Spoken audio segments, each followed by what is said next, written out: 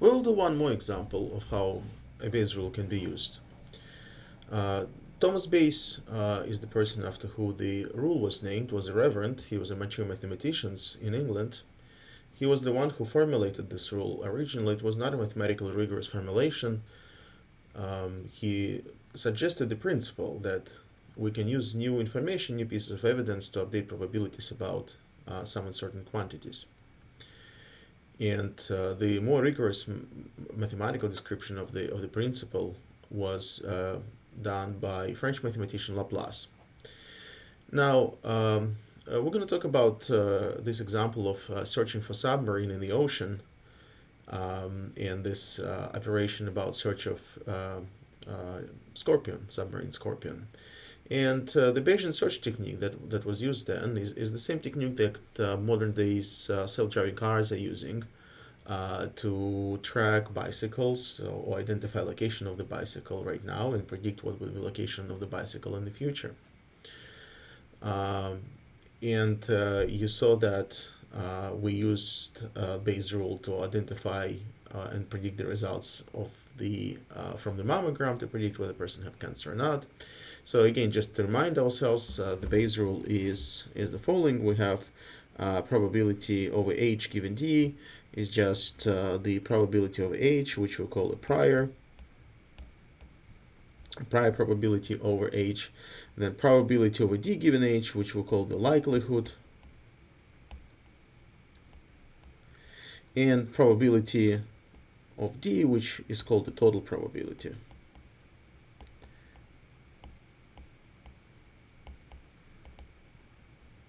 So d is something that we observe, that's an evidence or new piece of information that arrives, and h is the uncertain quantity that we would like to update our probability about.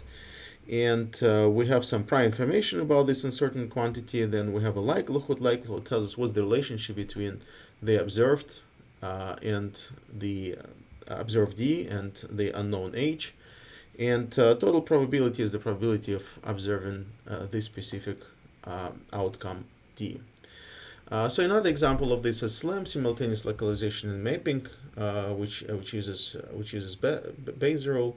And again, this is something that is used in self-driving cars. Self-driving cars have to localize themselves, meaning they have to know where they're currently located. And so location is uncertain quantity, and evidence or a new piece of information they use is something that comes from the measurements from the sensors installed on a vehicle, like radars or cameras. But let's go back to the story of the scorpion. It's a famous story. One day in 1968, scorpion went missing, and it was sailing from Europe to Norfolk, Virginia. And despite the long odds, Navy officials threw everything they had into the search and were not able to find the submarine. And the Pentagon turned to John Craven and asked for his help, and Craven turned to his preferred strategy, which was the Bayesian search. This methodology had been pioneered during the World War II when Allies used it to help locate German U-boats. And the Bayesian search works in the following way. So what they did, they took an area which was identified by Navy as the potential location of the submarine. And it was a large square, 140 miles squared. And then they subdivided it into smaller squares. And then they collected prior information about the submarine. The prior information included the last location when a submarine communicated with the land, the speed of the submarine, and the direction at which submarine traveled. And then what they did, they assigned probabilities to each of those little squares. So square 1 will have probability of 1, probability 2, probability 3, all the way, let's say they had 20 squares. And if you sum up all of those probabilities, of course they have to sum up to 1. Now, Another piece of evidence that turned out to be very useful is something that actually came from Soviet detectors that were designed to detect noises in the water, and they in fact did detect unusual noise at around the time when the submarine went missing, and they were able to share this information with the search team, and search team used this information to update those probabilities, and then the procedure was relatively straightforward. So we have the probabilities for each of the squares where submarine can potentially be located. Then we just choose argmax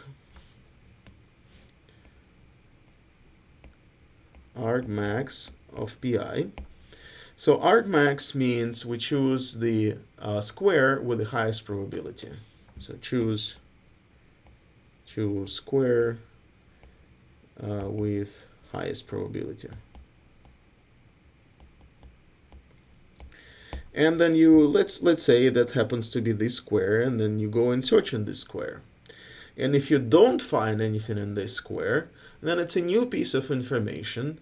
And maybe the reason that the square has highest probability because of certain piece of information that was used to calculate those probabilities, and the fact that the submarine was not there, maybe this piece of information was irrelevant. So in any case, so the researchers developed a routine how to update those probabilities using the Bayes rule.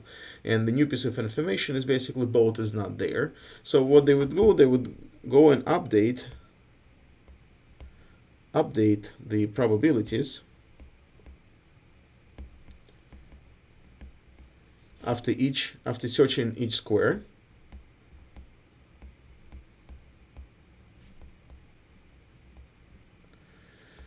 And they will proceed in the same manner. They will pick a square with the highest probability of the submarine being there.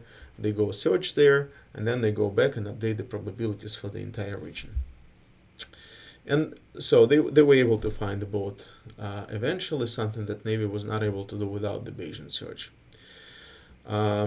The same technique was used for Air France Flight 447, and which Brazilian Navy searched for 2 years. And then eventually they asked for help from US Navy, and US Navy hired people who used Bayesian search to identify the airplane, and they were able to find it actually in 2 weeks. And a more recent story, MH370, this is airplane that was coming from Malaysia, which went missing, and also Bayesian search technique was used to identify location of this plane.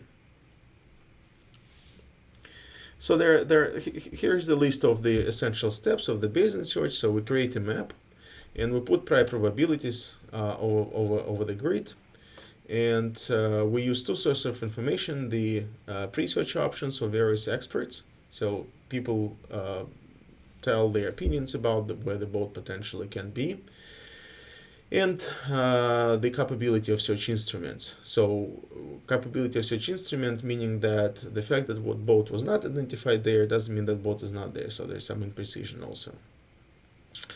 And then we search the location of highest probability, and if we find nothing, we revise the beliefs, the probabilities, and we keep iterating those things. So Bayes rules allows us to take our prior beliefs about location of the airplane or the boat, and use the facts that come out as a result of the search to revise the probabilities and identify the next square for the search.